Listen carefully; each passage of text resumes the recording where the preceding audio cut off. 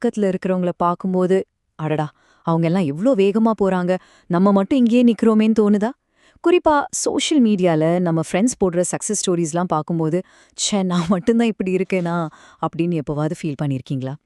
இந்த ஃபீலிங் இருக்குதே, அப்பாப்பா! அது நம்மள ரொம்பவே டயர்ட் ஆக்கிடும். ஆனா ஒண்ணு சொல்றேன் கேட்டுக்கோங்க. இந்த மாதிரி ஃபீல் பண்றது நீங்க மட்டும் இல்ல. இந்த மாதிரி நம்மள நாமளே மத்தவங்களோட கம்பேர் பண்ணி கஷ்டப்படுறோம் இல்லையா? அந்த பிரஷர்ல இருந்து வெளிய வரதுக்கு நாம எல்லாரும் ஓடிட்டு இருக்கிற இந்த ரேஸ கொஞ்சம் வேற ஒரு ஆங்கிள்ல இருந்து பார்க்க போறோம். அதுக்கு ஜெயிக்கிறதுனா உண்மையில என்ன அர்த்தம்னு நமக்கு புரிய வைக்கிற ஒரு சின்ன கதைய நான் உங்களுக்கு சொல்றேன். சரி வாங்க அந்த கதைக்குள்ள போகலாம். பந்தயம் எங்க தொடங்குதுன்னு பாப்போம். ஒரு சின்ன கிராமம். அங்கே உங்கள மாதிரியே நெறைய கனவுகளோட ஒரு பையன் இருந்தான். அவனுக்கு ஓடுறதுன்னா அவ்வளோ இஷ்டம்.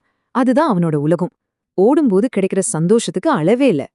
ஆனா பாருங்க, அவன சுத்தி இருந்தவங்க யாரும் அவனோட ஆசைய பாராட்டல. அதுக்கு பதிலா, "டேய் உன்னாலலாம் ஜெயிக்கவே முடியாது" அப்படின்னு சொல்லி கிண்டல் பண்ணாங்க. யோசிச்சு பாருங்க, நம்ம ஆசைப்பட்டு ஒரு விஷயம் பண்ணும்போது, இப்படி யாராவது சொன்னா எப்படி இருக்கும்? நம்மள பல பேர் நம்ம வாழ்க்கையில இந்த மாதிரி வார்த்தைகள கேட்டிருப்போம், இல்லையா?